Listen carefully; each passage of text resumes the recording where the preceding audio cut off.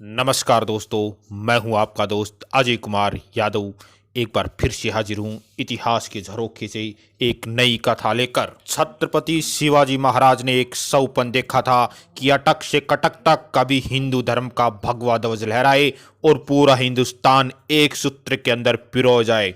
उस सौपन को अगर किसी ने पूरा किया तो वो थे पेशवा बाजीराव प्रथम, जो छत्रपति शाहू जी महाराज के प्रधानमंत्री थे। छत्रपति शाहू जी महाराज संभाजी महाराज के लड़के थे। पेशवा बाजीराव प्रथम ने ही हिंदू पद पातशाही का सिद्धांत दिया। वो हर हिंदू राजा के लिए आधी रात को भी मदद करने को तैयार रहते थे। उनकी जनता में किसी भी धर्म को मानते हो कोई अन्याय नहीं होता था। उनकी फौज में कई अहम पदों पर मुस्लिम सिपह सलार थे। वो भी युद्ध से पहले हर हर महादेव का नारा लगाते थे। उन्हें प्रतिभा की इस कदर पहचान थी कि उनके सिपह सलार बाद में मराठा इतिहास की बड़ी ताकत के रूप में उभरे। होलकर, सिंधिया, पवार, शिंदे, गायकवाड़ जैसी ताकतें जो बाद में अस्तित्व में आई, वो सब पेशवा बाजीराव बल्लाल भट्ट की देन थी। दिल्ली पर आक्रमण करना उनका सबसे बड़ा साहसिक कदम था। उन्होंने इस सबसे पहले कहा था कि हमें इस वर्ष की जड़ों को काट देना चाहिए, तो टहनियां तो अपने आप ही कट जाएंगी। धीरे धीरे उन्हें पूरे महाराष्ट्र को नहीं, पूरे पश्चिम भारत को मुगल आधिपत्य से मुक्त करा लिया। 70 से 80% तक भूभाग पर उनका सिक्का चलता था। मराठे चौथ और सरदेशमुखी कर वसूलते थे। बुंदेलखंड के मुगल सिपह सलार मोहम्मद बंगस को बुरी तरीके से हराया।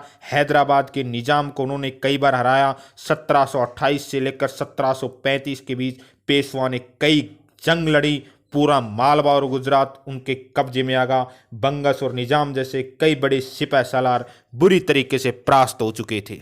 बाजीराव का बचपन का सपना मुगल बादशाह को हराने का था। अतः 12 नवंबर 1736 को बाजीराव ने पुणे से दिल्ली की तरफ कूच किया और बाजीराव से लड़ने का जिम्मा उधर मुगल बादशाह ने सादत खान को दिया। सादत खान ने 1.5 लाख की सेना जुटाई तो उधर मल्हार राव होलकर और पिलाजी यादव ने स्थिति को समझते हुए मैदान को छोड़ दिया। सादत खान अपनी जीत की डिंगे हाँकता हुआ मथुरा की तरफ कूच कर गया और कहने लगा कि मैंने मराठों को हरा दिया है।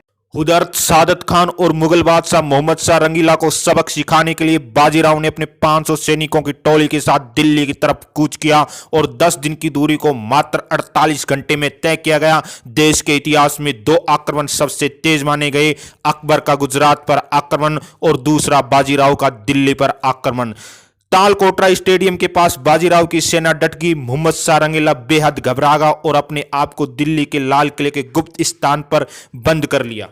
बादशाह ने मीर हसन कोका को 8 से 10 हजार की फौज देकर बाजीराव का सामना करने के लिए भेजी, लेकिन मराठों के 500 सैनिकों से ही वह फौज बुरी तरीके से पिट करके भाग गई। मुगल बादशाह इतना घबरा गया कि उसने अपने आप को लाल किले के गुप्त रास्ते से अवध भागने की योजना बना ली थी।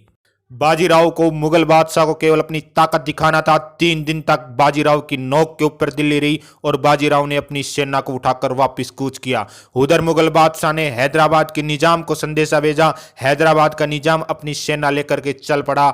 मध्य प्रदेश के सिरोंज में बाजीराव की सेना और हैदराबाद के निजाम की सेना आमने सामने हुई, लेकिन हैदराबाद का निजाम कई बार बाजीराव से पिट चुका था। अतः उसने केवल इतना ही कहा कि मैं मुगल बादशाह से मिलने जा रहा हूं। मुगल बादशाह की हुई बेइज्जती का बदला लेने के लिए कई मुगल सिपह सलारों और हैदराबाद के निजाम ने आपस में हाथ मिलाया। बाजीराव खतरा भांप चुका था। अपने भाई चिमनाजी अप्पा को 10,000 सैनिकों को दक्कन की सुरक्षा का भार सौंपकर 80,000 सैनिक लेकर दिल्ली की तरफ कूच किया। अब की बार का युद्ध निर्णायक होना था।